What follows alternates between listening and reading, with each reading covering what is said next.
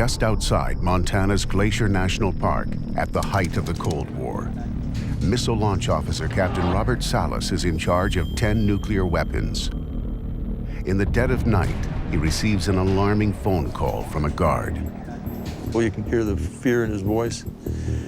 And he's saying, "Sir, I'm looking out the front window, and there's a glowing object just hovering there." It felt like we were under siege.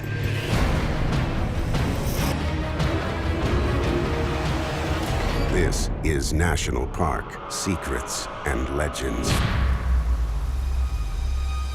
Glacier National Park in northwestern Montana. More than 1 million acres of majestic mountains, carved out by the colossal retreat of the last ice age. It's often called the crown of the continent. But some believe this imposing landscape hides some of the century's most baffling mysteries. March 1967, Launch Officer Robert Salas is on duty in the Underground Missile Control Center, just outside the park, when one of the guards protecting the base makes an urgent call. He's screaming into the phone.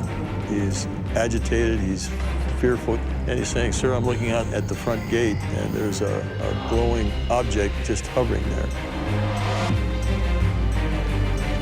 The U.S. Air Force has 1,000 nuclear missiles in underground silos, with enough power to destroy every living thing on Earth. The base is heavily guarded against intruders. He said that he had all the guards out there with their weapons, and he wanted me to tell him what to do. He was waiting my orders, so I just told him, "Don't let anything inside the front gate. Use force if you have to, keep everything out." It felt like we were under siege. It's the height of the Cold War. The United States and Soviet Union are engaged in a deadly standoff. If the missiles go off, it could trigger a third world war. We had at least 150 of these weapons. They had a range of 6,000 to 7,000 miles, so they could hit many targets. So these weapons were ready to go. A few seconds after the strange lights appear, the ultra-secure launch system is breached. A lot of bells and whistles inside the capsule. We had lights come on, and our people even lost radio contact. Someone or something has penetrated the launch area. The base is in lockdown, knowing that if the missiles launch, nuclear holocaust is a near certainty. It was a very frightening experience. And of course, we were concerned because we didn't know what had happened. At the brink of destruction, the inexplicable happens. We had lights come on, and in sequence, we had all 10 of our missiles shut down. They were unlaunchable, disabled. The missile system is designed with the most advanced technology available. No one can imagine how it was overrun. They'd have to get through 60 feet of earth and concrete, and then send a specific signal to shut down the missiles in this way. We didn't know whether or not we had been under some sort of terrorist attack or what was going on. Suspicions immediately fall on the Soviet Union, attempting to penetrate the U.S. air defense system. But could there be another explanation? Another event 2 months later, deep inside Glacier National Park, adds to the mystery. In May 1967, Dave Krogstad and 2 high school friends are on a camping trip in the park. We got a late start that day. We got up to Cameron Lake, and it was dark. And we never bothered to set up a tent. We just went ahead and threw our sleeping bags out. Up there, there's no light pollution from anything.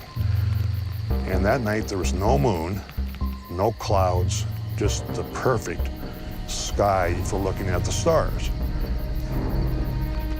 And that's where we saw what we saw. Look at that. Look. Run. What's up, Dave? We noticed a object or something off to our right to the west. Well, this was just a little bit brighter than a bright star. It would go zip across the sky and immediately stop. Then it would do a 90-degree turn and goes zip again, same count, 1001, 1002, do a 90-degree turn to the left, and the zigzag pattern. Don't even worry about it. In my mind, we just saw a UFO.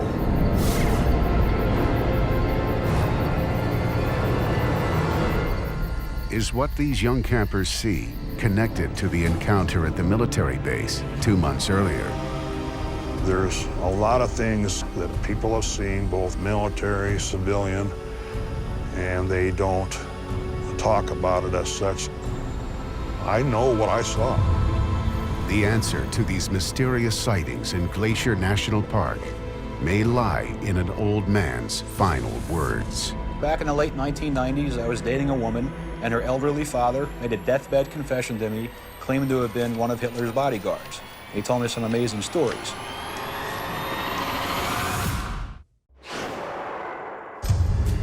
Just outside Glacier National Park, Montana. Moments after a guard spots strange floating lights over a nuclear missile base, the weapons control system shuts down. Soon after, camping teenagers see similar lights in the same area. These are just 2 of dozens of sightings near the park, and many wonder why Glacier is a hotbed for UFO activity. The first clue to the mystery emerges some 30 years later when a man makes a confession to his daughter's boyfriend. He says his real name is Otto Skorzeny and that he was in Hitler's circle. All right, Skorzeny handed me a shoebox full of 60 years worth of photographs, and he told me some amazing stories. Many historians confirm that Otto Skorzeny went down in history as one of Hitler's most capable henchmen. Dr. Joseph Farrell has studied Nazi objectives after the war. Otto Skorzeny was Adolf Hitler's favorite SS commando. This is the fellow that rescued Benito Mussolini, smuggled him out on an airplane. He was Hitler's go-to man. In 1945, with Nazi Germany on the verge of defeat, some historical accounts say Hitler gives Skorzeny his most daunting assignment ever: the evacuation of elite Nazis from Europe. We're not dealing just with a bunch of Nazis hiding out and trying to escape justice. They decide that Nazism, in order to survive the war and to have any hope of an eventual restoration of power, has to go underground. It's known that Skorzeny helped senior Nazis get to places like Spain and Argentina. It's alleged he also chose Glacier National Park because its landscape appealed to Adolf Hitler himself. He liked Glacier National Park because it reminded him of Austria, his old home up in the Alps. It reminded him of the good old days. This controversial claim doesn't end there. It's also believed that Glacier National Park is also a repository for vast Nazi wealth. Glacier National Park is where Otto Skorzeny hid all their stolen loot to help establish a Fourth Reich in America. According to Skorzeny, the Nazis are hiding billions of dollars of gold and silver stolen from the 6 million Jews that were murdered by the Nazis during the Holocaust. Orion believes there is a practical reason Skorzeny was drawn to Glacier above all other locations on his list: the park's unparalleled rail access. Glacier National Park was actually the first national park with a railroad access to it. So they were able to use the railroad access to basically bring the whole train right up to Glacier National Park with all his stolen gold and other Holocaust treasure. It's alleged the park is hiding more than Nazi gold. A quiet lodge may be refuge for an even more shocking secret. Pam Shuford is an investigative journalist who has traveled the world for 17 years, researching secret government activities. As a child growing up in Germany, I would go to the Bavarian Alps to a place called Lake Eibsee. Beautiful scenery, and the place that I have found in America identical to that is Lake McDonald Lodge on beautiful Lake McDonald in Glacier Park.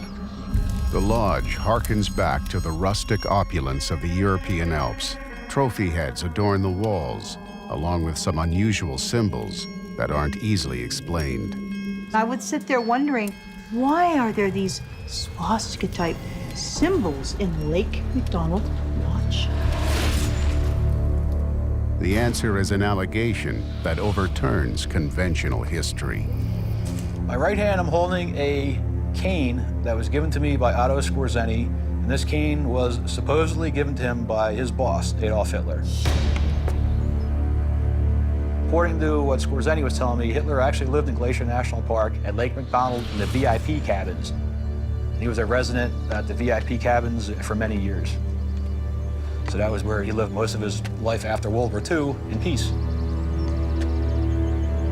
As unbelievable as the claim seems, Hitler's death has always been shrouded in controversy. History records that he shot himself on April 30th, 1945, at the Führer bunker in Berlin. But many believe it was a cleverly staged decoy. According to Skorzeny, they shot a Hitler look-alike right between the eyes, poured some gasoline on this poor bastard, and they burned him. Scientists recently lent credibility to this allegation. A 2009 DNA test on the skull believed to be Hitler's revealed that it in fact belonged to a woman under 40 years old. Hitler never planned to commit suicide. That was all just a plan to confuse everybody and throw him off his trail. Some believe that Hitler received multiple plastic surgeries before retiring to Glacier National Park under an alias. He has a deformed, surgically altered left ear, and you can see that on the left profile of this gentleman sitting right there in the blue shirt and hat. So there's no doubt in my mind that is Adolf Hitler in 1997. But how could Hitler and the Nazis evade detection for decades? A recent discovery may reveal a shocking clue. We panicked, we freaked, we were filled with terror. Montana's Glacier National Park is 1 million acres of remote and pristine beauty, one of the most majestic areas on the continent. But some contend that this vast wilderness is a secret Nazi refuge, hiding stolen wealth, and even Adolf Hitler himself, who evaded capture and lived out his days at Glacier. Some believe the railways leading into the park may offer a clue to this dark mystery. My friend Marie McCullough was traveling with her friends, and they decided to come to Glacier National Park. She said, we wanted to go out one day and take beautiful pictures of the area, so we followed railroad tracks into the woods so we would not get lost. The women come to a clearing and unexpectedly discover a strange scene. Over a dozen black boxcars parked on the tracks. And they looked strangely out of place and rather sinister. So she said, we went to one boxcar whose door was open. We all looked inside and saw a shocking sight. There were shackles welded inside as if to hold people prisoners. We panicked, we freaked, we were filled with terror. We turned around, followed those tracks, headed to our host family's home, and she said, you never should have gone to that area. There are usually federal guards with rifles guarding that area. You could have been killed. Are the prisoner boxcars, eerily reminiscent of concentration camp transports, somehow connected to the alleged Nazi presence in the park? And if so, why would U.S. federal guards be protecting them? One clue leads back to the height of the Cold War, when Nuclear Missile Control Officer Robert Salas is confronted with strange lights outside his base. We had to report into our squadron commander's office right away. They wanted us to sign a non-disclosure statement saying that we would never talk about this. Even though this was an unprecedented security breach, the Air Force command to sign a gag order was unexpected. I didn't see any reason for that because we had above top secret clearance already. We had high security clearances. But they said that this was a specific incident that should never be talked about. Salas believes the Air Force acted as it did because it couldn't risk any information leaking about a possible UFO incident. The Air Force covered up the shutdowns because they didn't want to notify the public that, yes, this is a real phenomenon. Not only a real phenomenon, but one that has impacted our national security. Some believe the gag order surrounding the missile incident is not the first government cover-up at Glacier, and it may be connected to one of the greatest conspiracies in history. The top secret project was called Operation Paperclip. Operation Paperclip was the U.S. government's program to bring over Nazi scientists, engineers, and so on to this country after the war. Historians have discovered that the U.S. government wanted to tap the Nazis for their advanced aircraft technology and needed to move fast so that it didn't fall into Soviet hands. Paperclip was a covert intelligence operation, so secret that it was even hidden from President Truman. These Nazis were brought over, their records were sanitized, they were given a free ride. But where could these Nazi scientists work in secret? Some believe the answer is a huge, advanced underground base, and that facility is at Glacier National Park. It's literally an underground civilization. The American military took that idea and ran with it, big time. Some allege the Nazi base at Glacier National Park is being used for more than just advanced aircraft. People see metallic-looking flying discs flying around Glacier National Park, and there's a good reason for that.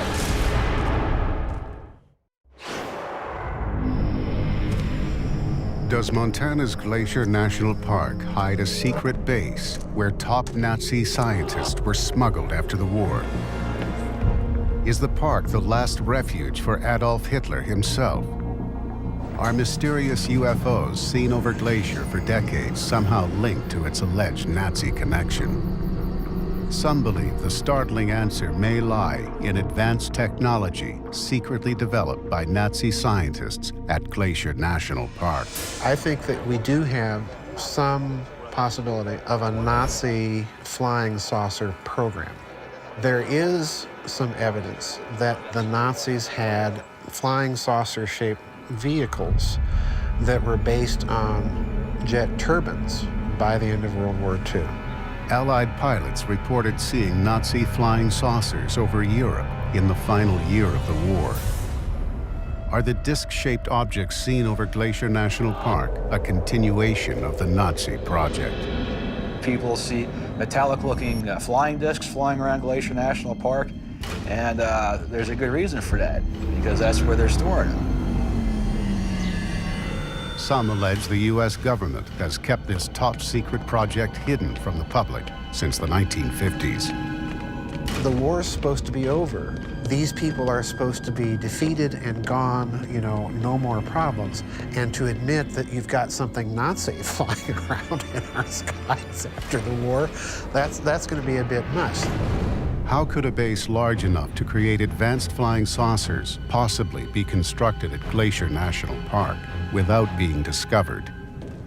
There's evidence the Nazis had the capability to tunnel underground on a huge scale. Having seen the blueprints of some of these facilities that were actually discovered and charted by the Allies after the war, these facilities were enormous. They were building rockets entirely underground. They were assembling jet aircraft, and in some cases, they were in the process of constructing underground runways for these things. Some claim that after the construction of the secret base at Glacier National Park, the U.S. government adopted Nazi tunneling techniques for other underground operations, a legacy that still exists to this day. In my research was a document from the U.S. Army Corps of Engineers that proposed hiding facilities, underground facilities, tunnels and such, inside of parks. There are patents in this country for tunnel boring machines that use nuclear plasma, quite literally, to melt their way through the rock. These patents are with U.S. Air Force contractors who collaborated with the Nazis on the secret base at Glacier National Park. The remote mountains are ideal for large secret bases, but some researchers believe Glacier National Park offered even more to the Nazis, a natural force known as telluric currents, a type of energy that was long a Nazi obsession. Telluric current is a natural phenomenon of a low frequency of electricity or electromagnetic power energy that runs through the terrain of the entire planet. Telluric currents cross all continents and in some places act like a battery. One of those locations is believed to be Glacier National Park. This was vital for the Nazis because they were testing experimental propulsion systems that could be powered by these natural forces, and Glacier was an ideal place to do it. Glacier's vast wilderness has allegedly been a magnet for covert activities since the Second World War. And if the reports are true, Glacier ranks not only as one of North America's most stunning parks, but also its most sinister. Do I think it's possible that Nazis continue to have some involvement in some very black research projects? Yeah, I do. These things are very, very strange, but they're part of the deep mysteries of Glacier National Park. The government has no right to keep this from the public because no matter what the fallout, we have the right to know the truth. And I strongly believe that.